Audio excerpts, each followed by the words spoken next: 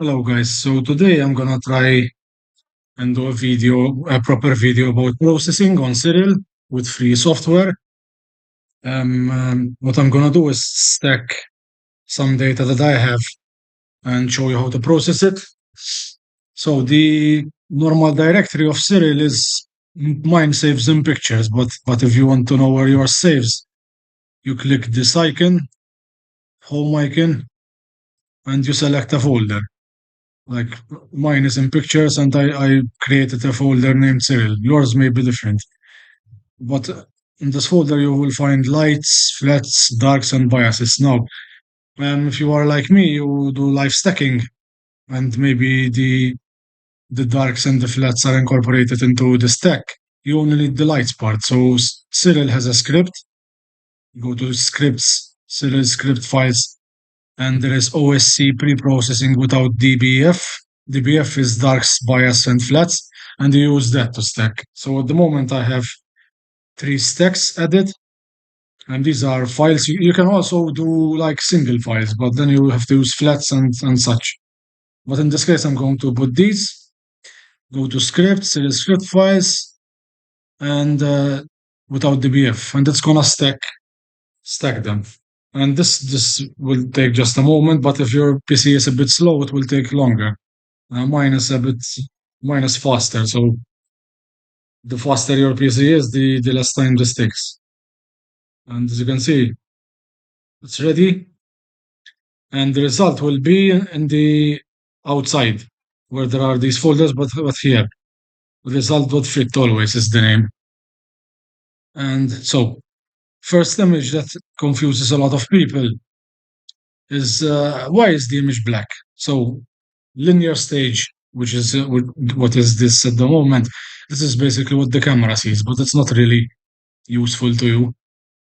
So what we do is go to auto stretch, and we can see the data. And in this case, as you can see, I use different orientations of the camera, which is why you can see a lot of box shapes here.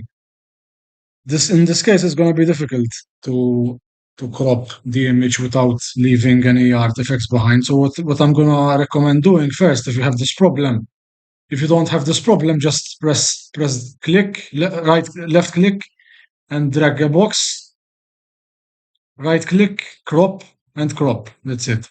But in this case, it's not going to work. So what I'm going to do is image processing, background extraction, press generate, and complete background. And what this is going to do is show me where the boxes are. And I'm going to crop so the boxes are left behind. All right, so as you can see, I just need a bit of rotation here of the box. So go to crop and rotate crop. And I'm gonna turn the crop a bit. So we include all the deep space target. In this case, this is the California Nebula, if you haven't figured out yet.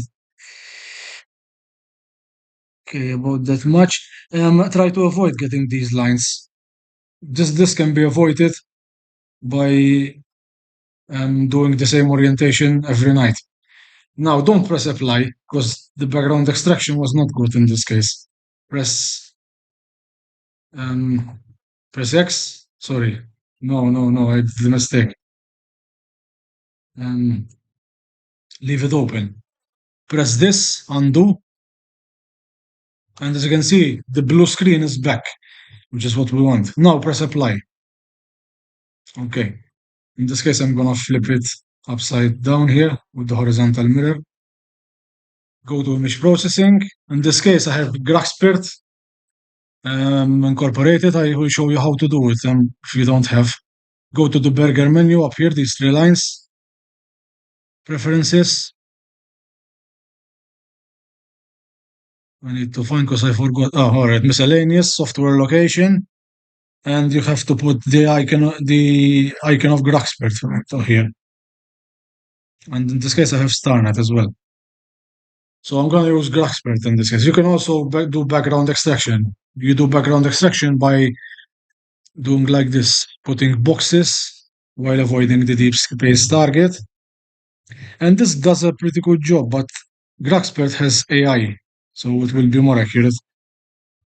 And you avoid the stars as well while doing the boxes. Don't put the boxes in the stars. I will show you what it looks like. As you can see, it works with the wood as well. And we will see what the Graxpert has differently, but it looks pretty good. Normally I use about 0.40 smoothing. Press apply and wait for it to complete. Okay. Yeah, okay, no, I'm gonna do it again because it doesn't seem that it seems that it needs a bit more extraction.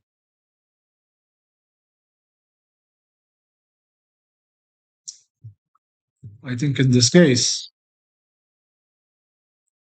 I'm gonna go with normal extraction because it seems to work better.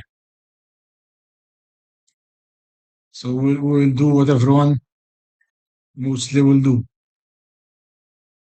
But you avoid the nebulosity because if you put in the galaxy nebula or something like that, it will extract that detail as well. This looks better to me. So as you can see, the stars are not perfect on this because I wasn't using guiding, which is why I chose this data to play with. So what I'm gonna do is save the file. I'm gonna save it to the desktop. Keep it like this. Result.fit. No, don't worry. Press save. 32 or 16-bit doesn't matter. In this case, the image is still on auto stretch, so it's showing an error. Okay, and now we go to Graxpert, which is a free software. Press load image.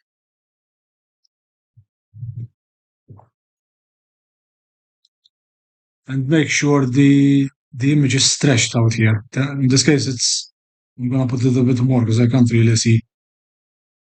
Okay, so first thing we're gonna do is the convolution to the stars. Then this will do, it will bring the stars to all pinpoint shapes.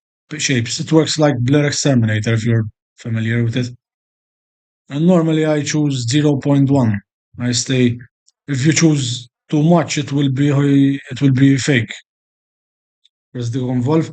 The stars will look fake if you do those. Do too much. Now wait for it to finish. Right, so it's done, and as you can see, the stars are pretty uniform. They're pretty round. So next step is save before doing other things. I just leave it to the or we're gonna name it. So normally I leave it to the same name. Starts the convolution. Okay. Now press load and open that file. Starts the convolution. All right. Next, press denoising. In this case, we have a lot of noise, and we have also some walking noise, which is not gonna go that easily with this method. In this case, I'm gonna do 0.9. So I'm gonna do pretty harsh denoising because we have a lot of noise. And we'll wait for this to finish. This will take, depending on your speed of the computer. In this case, mine only takes about a minute. Depends on, and it also depends on the size of the image. In this case, it's a bit big since it is with a refractor. All right, so as you can see, the image is now denoised, mostly at least, and I press save. I save it as a 16-bit TIFF file, which is GIMP friendly as well, because GIMP doesn't get along with its file if you didn't know before. And this is the file I saved. Sorry, it's not this one. One second. Where did it put it? Put it somewhere else, I think.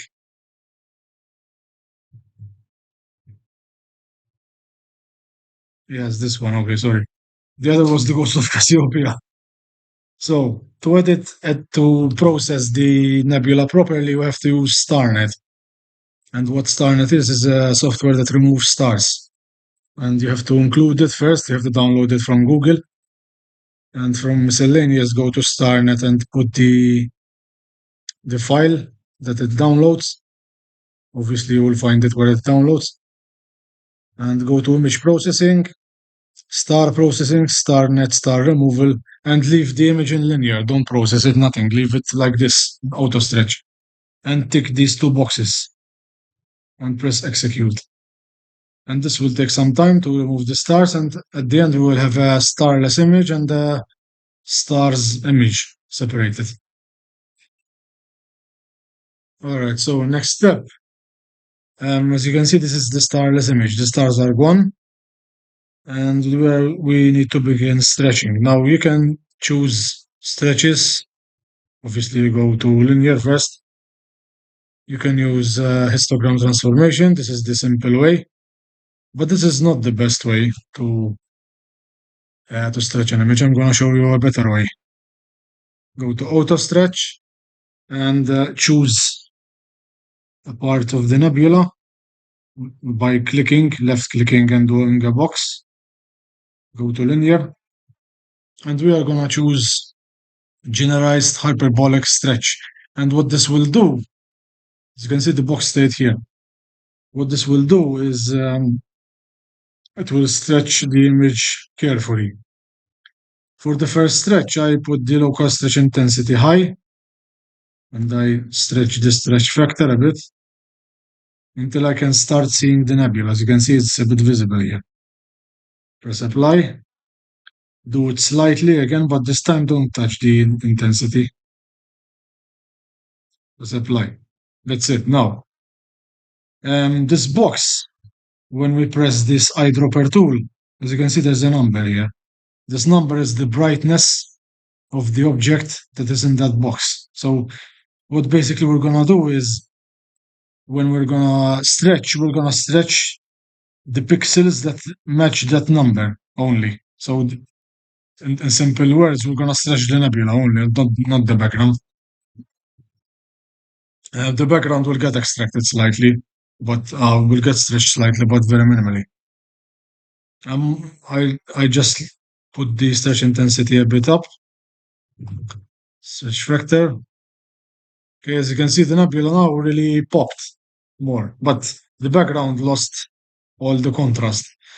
So to bring the contrast back, we go this menu, linear stretch, and this is the histogram. This is basically the data. And basically you put the black point until before it touches the histogram. Don't go over, because if you go over, this will happen. As you can see, it's dark, yes, but it clips the data. And if you want to see it even more bad, like this, as you can see, the data is very clipped. By clipped, meaning we put the data black without, and we cannot bring it back once we do that. We need to do it multiple times as well, as you can see. All right, and it looks pretty good already. But we're gonna stretch just a bit more. And what I like to do with narrow band, especially go to the red channel, because the red channel is where all the data is at. Because obviously the narrow band is mostly red. And choose one of the fainter parts like this, and we're gonna stretch that faint part. And now comes the fun part. We're gonna stretch the faint parts, but without overblowing the background. So lower the highlight protection point, press the eyedropper tool, and stretch factor. And what this will do is it will stretch the nebula, but it will avoid blowing the outside of the background. Add a bit more contrast. Okay, this is just about as much as I'm gonna stretch it, because if we stretch more, it will bring a lot of noise. Now, what I'm gonna do is go to stretches, curves transformation, and give it a final touch up, like bring the highlights up. Let's make this and put it down here. And what this will do, if you go to preview and click it, you can see the difference. It will bring the highlights a bit. The highlights are like how bright the nebula is. I don't know if I will try to do it again, but I don't think it will come Hmm. Hard to choose. I think I'm gonna leave it as it was, like this. All right, we're done stretching, and now as you can see in the background, there is some slight green. So we go to remove green noise, apply, and it removes the green. And if you want a bit more darker background, go to image processing, stretches, as in transformation, and what this will do, the black point, is it will blacken the background a bit without affecting the deep sky target too much.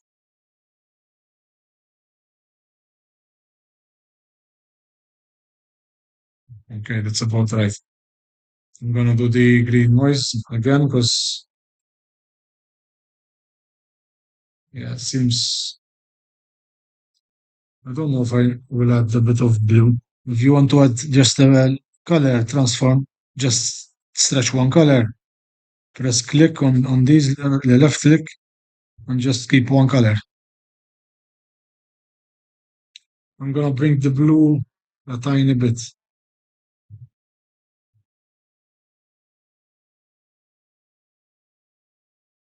No, just a bit, like that. No, it's okay. Leave it like that. Now go to save, and I'm gonna name it starless, and this time save it as a FITS file, not as a TIFF file. Press save, and the 32-bit floating point. That's it. Now we're gonna recombine the stars.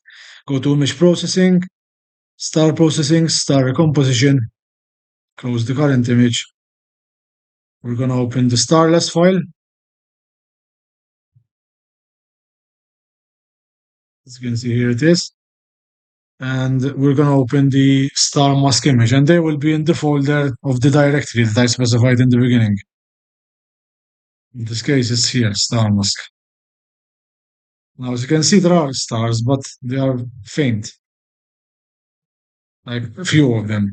And what we can do is we can stretch, and as you can see, more stars are visible. And I don't like to do like this much.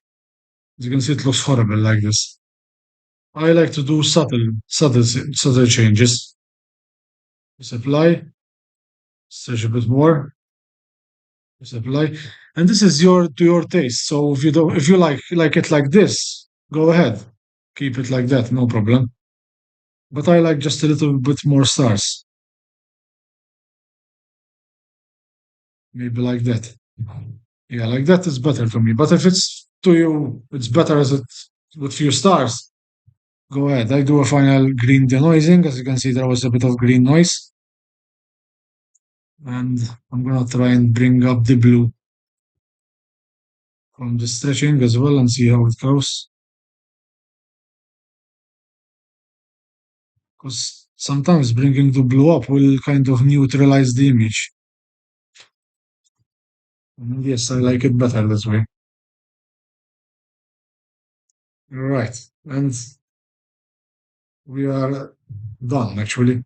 There's a bit of walking noise, as you can see, and I have a trick for that. If you are stuck and you have some walking noise, you can also increase saturation, but in this case it's already pretty saturated. I'm not gonna increase any saturation. And as I said, if you have any walking noise, I'm gonna show you how to remove it. So save the image. I'm gonna save it to California.tiff file, not FITS file. And we are gonna do it in 16-bit because GIMP is not friendly with FITS files. It's better if you use a TIFF file with GIMP. So we're gonna open the image in GIMP, and I'm gonna show you how we can get rid of that walking noise.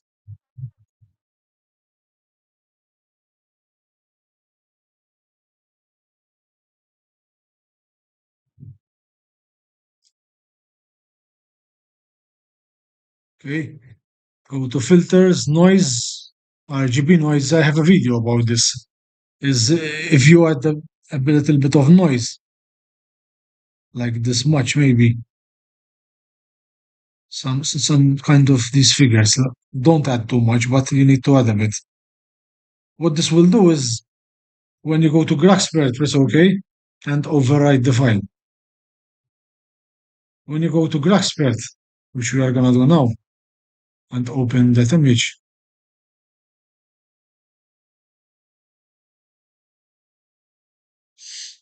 when you go to Graxpert and do the denoising, it kinds of overwhelms the image and it removes the walking noise with it. It's pretty cool.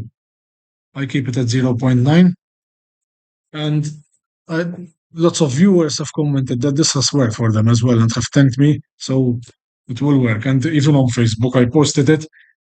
Um, the group of photography, and lots of people had positive reviews that saying that it worked for them. So I think it's pretty useful. So you will see that it works pretty awesome in one moment. Give it about 10 seconds maybe, so it will be ready.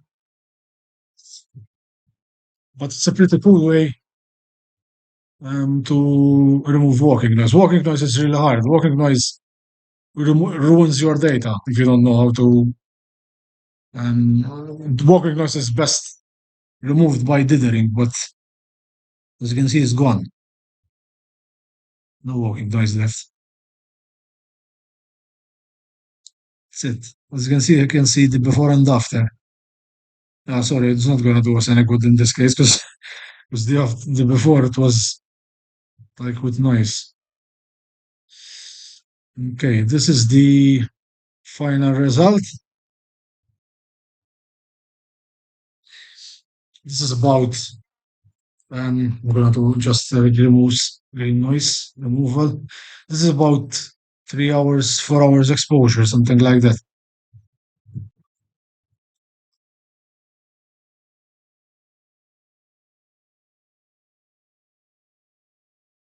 Okay, it's pretty good. You can see how beautiful the luminance channel is, which is the red channel.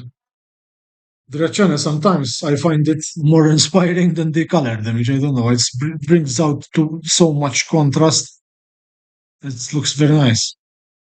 And that's it, basically. That's a rough video of how to process in Cyril and Graxpert and a little bit of GIMP. You can also use Photoshop, it's the same as GIMP. If you like this video, give me a thumbs up. And I hope this helped you. And clear skies.